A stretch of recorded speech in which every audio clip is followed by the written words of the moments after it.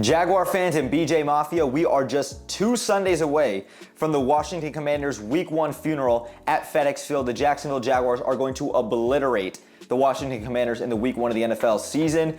And we are wrapping up the preseason now. The Atlanta Falcons game just finished up yesterday, and the Jaguars are now moving on to their final 53-man roster cut, which every NFL team has to announce by Tuesday at 4 p.m.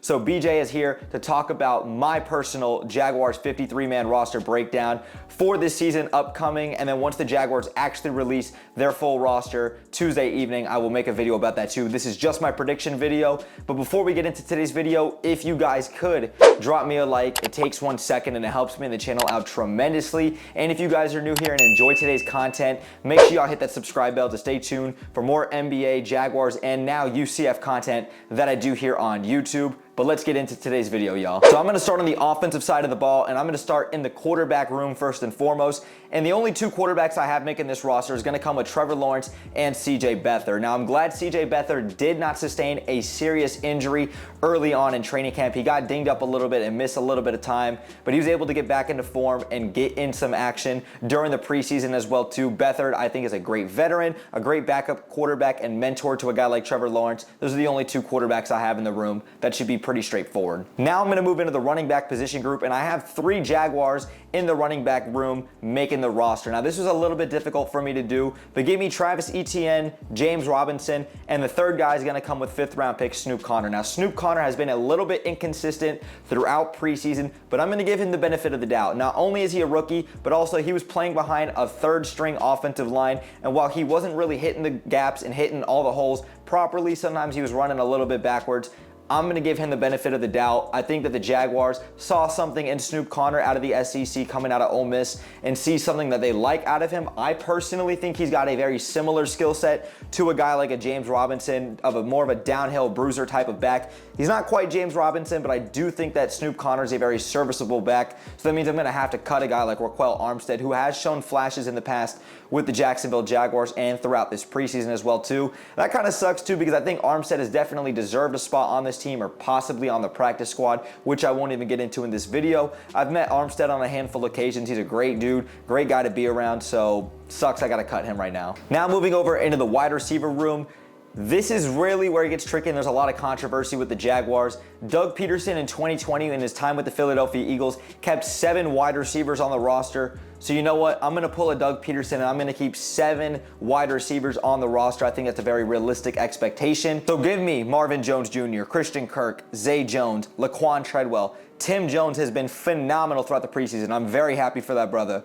Laviska Shenault, and of course, Jamal Agnew, because look, I love Jamal Agnew. Me and all my homies, we love Jamal Agnew. And the controversy obviously comes with Laviska Shenault, Laquan Treadwell, and Tim Jones. Which one of these receivers is going to make it at the bottom of the barrel? Honestly, I don't think you can cut Laquan Treadwell. I think Laquan Treadwell has been a proven, valuable commodity to this wide receiver room and a great veteran in that wide receiver room ever since coming to the team last season. When I was at training camp in 2021, I saw it with my own eyes. Him and Trevor Lawrence had chemistry and continuity together. Plus, he's a very consistent receiver, one of the more consistent receivers at the bottom of the depth chart for the Jaguars. Laviska Shenault has been very inconsistent, to put it plain and simple. Laviska Shenault is not a very fast receiver, doesn't run the best routes, and has had a basically non-existent preseason, if you ask me. And really, his 2021 season was just horrendous. Laviska Shenault, I do expect to still make this roster entering his 3rd season, but you know, I'm going to root for him if he's here, and if he's not, you know, I wish him the best of luck. But Tim Jones absolutely deserves a spot on this roster. That shouldn't even be a question. Let me keep moving on with the rest of this roster breakdown. Now moving into the tight ends, I have the Jaguars keeping 4 tight ends, and these guys should be pretty straightforward. Give me Evan Ingram, Chris Manhertz, Dan Arnold, and Luke Farrell as well too. Nothing really to sneeze at here. Now, I do have the Jaguars keeping a good amount of offensive linemen, because we know O-linemen can typically go down, and we're praying, knock on wood, that everyone remains upright and healthy this season. But let me go down the list of the offensive linemen that the Jaguars will be keeping this season. Give me Cam Robinson, Ben Barch, Luke Fortner, Brandon Scherf, Jawan Taylor, Walker Little, Will Richardson Jr., Tyler Shatley, and newly acquired from the Green Bay Packers, Cole Van Lanen. I don't know if that's how you say it. Excuse me if I mispronounced that, but welcome to Jacksonville, buddy. And the last thing I'll say about the offensive line before I move on to the defense is that I expect Jawan Taylor to remain the starting right tackle, not only in a contract year, but I think it was very evident that Walker Little has been outplayed by Jawan Taylor throughout the preseason. If you've paid close attention to that right tackle position, which I have very, very closely, Walker Little has not produced the way Jawan Taylor has throughout the preseason. Jawan still got to prove that he can be consistent and not have as many holding penalties as he did last season, but I think Jawan Taylor deserves that job as of right now. Now moving on to the defensive side of the ball, let's get into the D-line and let's start there first and foremost. I have the Jaguars on the defensive line keeping Adam Gottsitz, Arden Key, Devon Hamilton, Jay Tufele, Roy Robertson Harris, and Faloranzu Fadukasi. All of these guys have done a lot of great things throughout training camp. You've seen flashes throughout preseason, and Arden Key's looked like a straight steal throughout free agency for the Jaguars so far. Fadukasi's proven to be a very valuable commodity already. Jay Tufele and Devon Hamilton will have an even bigger role in this defensive line at the nose tackle position now that Malcolm Brown is gone. These are just the D linemen that I have the Jaguars keeping right now. Then moving into the linebacker core, I have the Jaguars keeping Devin Lloyd, the future defensive rookie of the year this year, if he can remain healthy, knock on wood.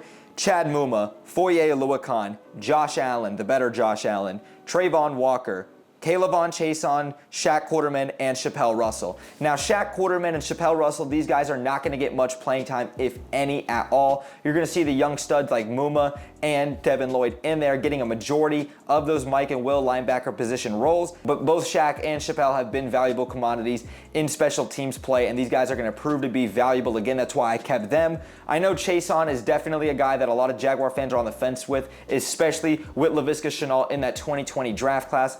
But I think Kayvon Chason still makes this team. He's still going to find a way to have a role in this defense. While he's not going to be a huge part of this defense, I think Chason still makes this team. And of course, I'm going to still root for these guys on my team. And lastly, we're going to get into the secondary with this defense. And this is where things get a little bit tricky towards the bottom of the barrel as well too. But give me Tyson Campbell, Shaquille Griffin, Darius Williams, Trey Herndon, Monteric Brown, Buster Brown out of Arkansas, our 7th round pick this season. Rudy Ford, Andre Sisco, Daniel Thomas, Rayshawn Jenkins, Andrew Wingard, very good special teams player, but Andrew Wingard, and Gregory Jr. / Chris Claybrooks. I don't know who the Jaguars will pick between those two guys. Possibly Xavier Crawford has made some plays in the last 2 preseason games as well too. Former 6th round pick in 2019. But I think the Jaguars are going to choose between Chris Claybrooks and Gregory Jr. for that last secondary spot as well too, considering the fact that Claybrooks has done a lot of great things on special teams and he can be a kick returner if need be. And then also Gregory Jr., we took him out of Weecha Baptist this NFL draft in this past offseason, so possibly it'll be one of those 2 guys, so I'm not really sure who the Jaguars will take there. Then lastly, when it comes to special teams, to wrap up the final 53-man roster, give me long snapper Ross Matisic. I don't know if that's exactly how you say his name. Punter Logan Cook, probably our best player. And then also newly acquired kicker James McCourt. I expect him to be the kicker as of week 1 at the Commander's funeral. I felt like I was relatively transparent and pretty fair and objective with this list. There's a couple of guys I wish I could have kept here, and Raquel Armstead's definitely one of them. I do think Laviska Shenault and Chason are still gonna make this roster, regardless of the inconsistent play that they've had and the not living up to expectations as high draft picks that Dave Caldwell left us with. So thank you very much, Dave Caldwell. I feel like this list was pretty fair and objective in my opinion, and I think that this is a pretty fair estimate as to what the Jaguars roster is going to look like when they officially announced it Tuesday evening at 4 p.m. Let me know your thoughts in the comments down below. But if you guys enjoyed today's video, man, make sure you guys drop me a thumbs up. It takes 1 second and it helps me and the channel out tremendously. And if you guys are new here, like I said, consider hitting that subscribe bell to stay tuned for more NBA, UCF, and Jaguars content that I do here on YouTube. And make sure y'all go follow me on my socials, especially on Twitter. I'm very active and I'm on there every single day. The link tree will be in the description down below, so y'all can go check me out on Twitter. But thanks again for sticking around throughout the whole video. Brett James, aka BJ, I'm out, y'all. Go Jags, baby. Peace.